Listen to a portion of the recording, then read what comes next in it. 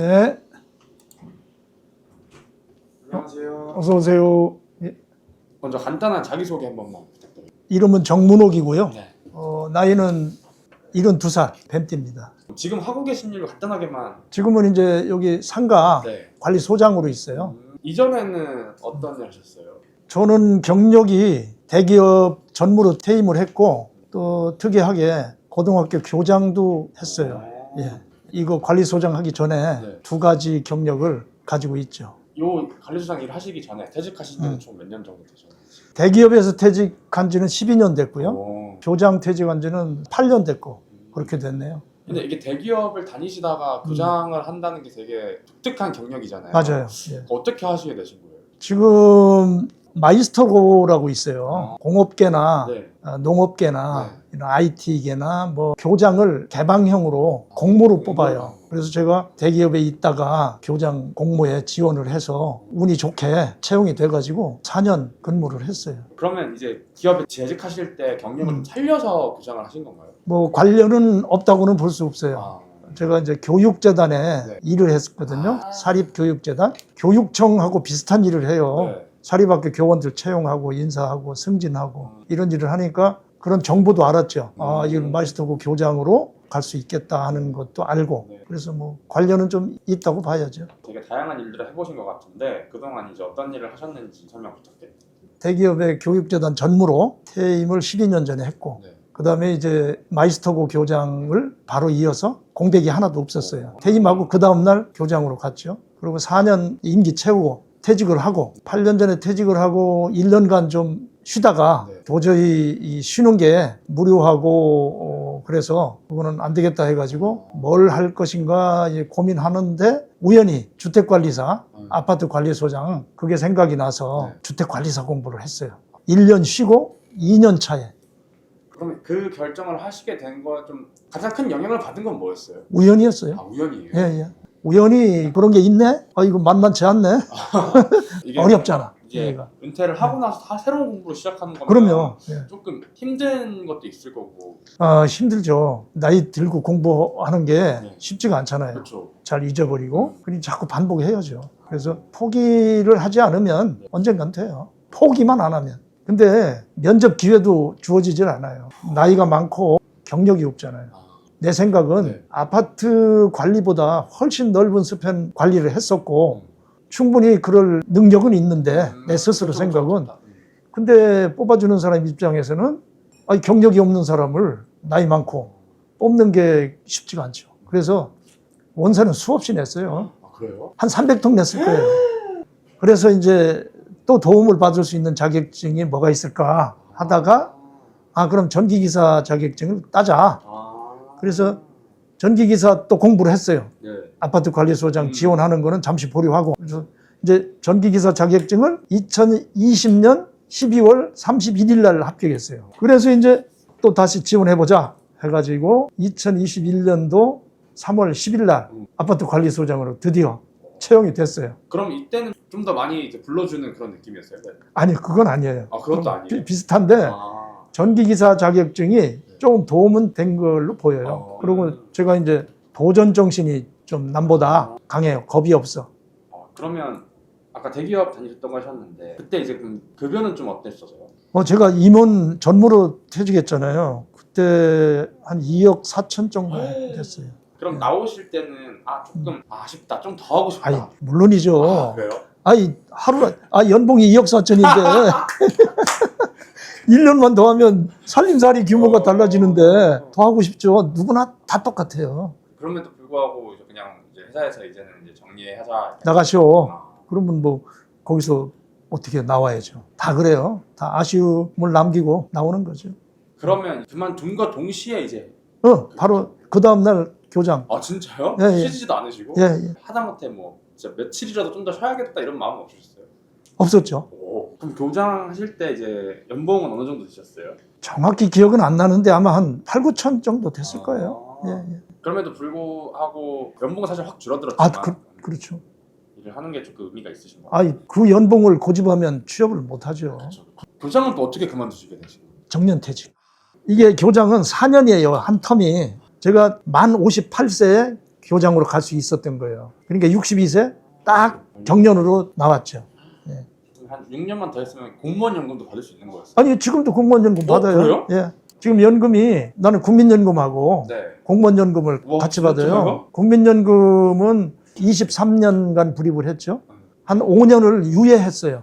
바로 안 받고. 어마어마하겠는데. 그래서 지금 한 국민연금으로 190만 원, 네. 그다음에 이제 4년간 교장하면서 공무원연금, 그것이 한 4만 원 정도 돼요. 그래서 국민연금, 공무원연금 합치면 한 250 정도 되는데 그동안에는 내가 관리소장으로 일하면서 소득이 있잖아요. 그러니까 한 20만 원을 빼더라고. 20만 원을 항상 공제하고 받았는데요. 최근에 그게 부활한다고 해서 지난달부터 전액이 나오더라고요. 오. 4월부터.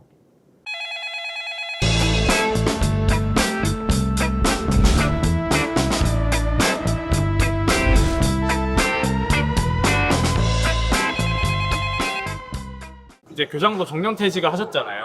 네. 그때 딱 나오셨을 때 기분은 좀 어떤 편이셨어요? 교장으로 퇴직할 때는 이미 정년 기간이 정해져 있고, 그래서 뭐 특별히 뭐 행복했다거나 뭐 불편했다거나 두려움이 있다거나 그런 건 없었어요. 이미 다 예고된 날짜니까. 네. 네. 그럼 이제 그때 당시에 계획은 좀 어떠셨나요? 무계획이었죠. 아, 그래요? 그러니까 시행착오를 1년 겪은 다음에 공부를 했죠. 하여튼 저 퇴직을 앞두고 뭐 준비하지 않으면 이렇게 시행착오 겪는 기간이 늘어나죠. 그런 사고도 생겨 도움이 됐던 거잖아요. 돌이켜보면. 그렇죠. 그런 공백기가 있었기 때문에 여행도 다니고 그렇게 이제 보냈는데, 근데 노는 것도 한두 달 놀면 괴로워요. 선생님도 약간 괴로우셨어요? 괴로웠죠. 집에서 이제 보냈는데 이제 퇴직을 했으니까. 근데 집사람 입장에서는 자기 공간이었는데 일 나가던 사람이 거기 앉아 있으니까 엄청 스트레스가 심한 거예요. 아, 이게 서로가 그럼 스트레스였겠네요. 어디 가시는 건가요? 제가 점심 식사하고 네. 한 30분씩 산책하는 데가 있어요. 거기 한번 가보시죠. 좀 노후 대비를 좀 해놓으신 편이셨어요? 노후 대비는 이제 뭐 국민연금하고 네. 공무원연금 있고, 그 다음에 좀 좀 했어요. 투자를 상가하고 오피스텔하고 아파트도 좀 사놓고, 그래서 지금 거기서 월세가 좀 나오죠. 한 달에 생활비는 어느 정도 쓰세요? 집사람하고 둘이 쓰니까요 350에서 400 그 정도 하는 것 같아요. 정도 쓰시는 거. 서울 국민연금 연구소에서 보니까 서울에 2인 가족 은퇴자들 생활비가 평균 330만 원이더라고요. 딱 난 뭐 그 정도. 은퇴하기 전에는 어느 정도? 은퇴하기 전에는 저 애들 학비도 있고 애들 용돈도 있고 하니까 그때는 뭐 많이 들었죠. 그래서 그래도 지금 네. 많이 좀 줄이신 편이네요. 그렇죠. 애들 다 독립해서 나갔고 결혼했으니까 이제 뭐 애들한테 들어가는 돈은 없죠. 그럼 뭐 주된 비용은 보통 식비나 이런 건가요?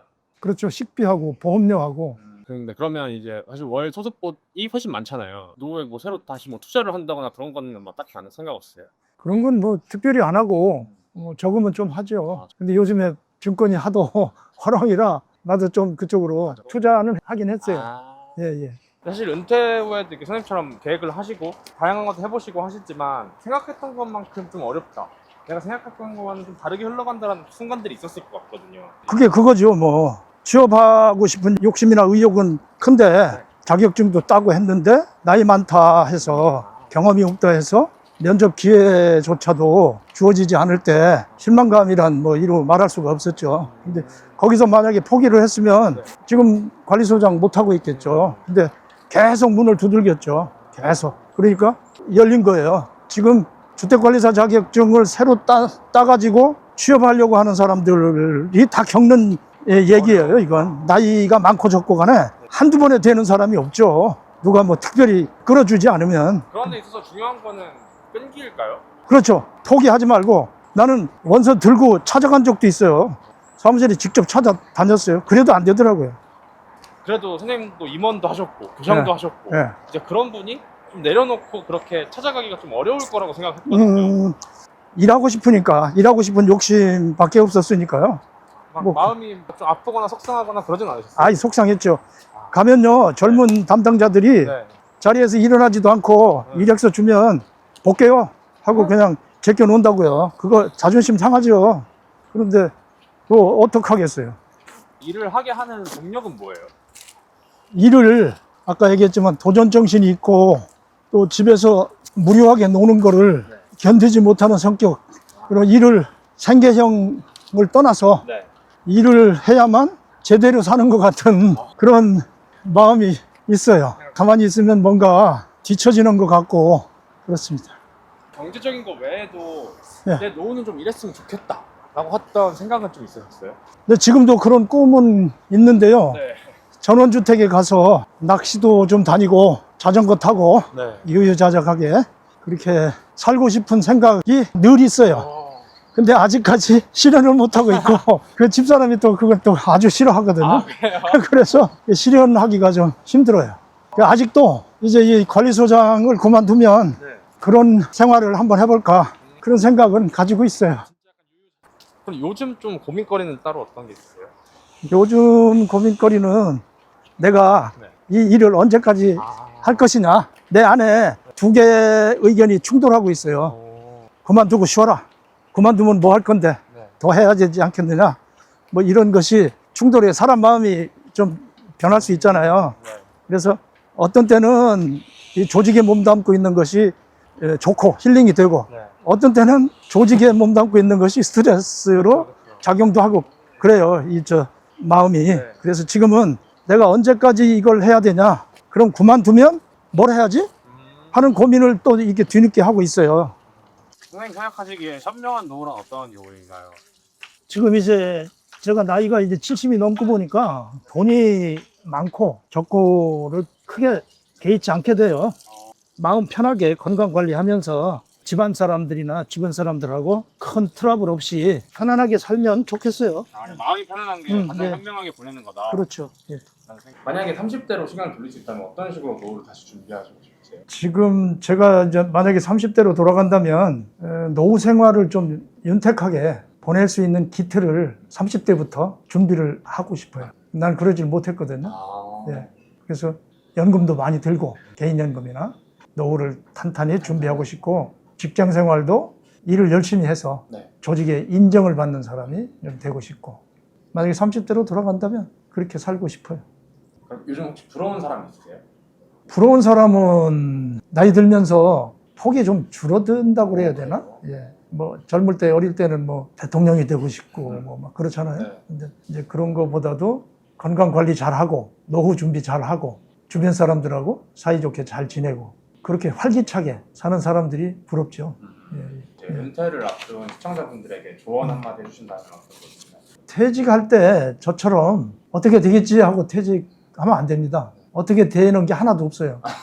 자기가 준비 안 하면 어떻게 안 됩니다. 그러니까 공부해야죠. 무엇이 좋은지 제가 지금 여기서 소개해 드릴 거는 뭐 주택관리사나 전기기사나 저 행정복지센터에서 하는 행정도우미 또는 외국인들한테 한글 가르치고 나이 많은 분들이 검정고시 준비하는데 도와주고 뭐 이 정도는 제가 직접 겪어보고 주변 친구가 하는 일이니까 확실히 알아서 소개를 시켜 드릴 수가 있는데 그 외에도 많거든요. 그래서 퇴직을 앞둔 50대나 이런 분들이라면 준비를 해야 됩니다. 준비하지 않으면 몇 년 또는 영원히 일 없이 무료하게 심심하게 그렇게 보내게 됩니다. 미리미리 준비를 하시는 게 좋아요.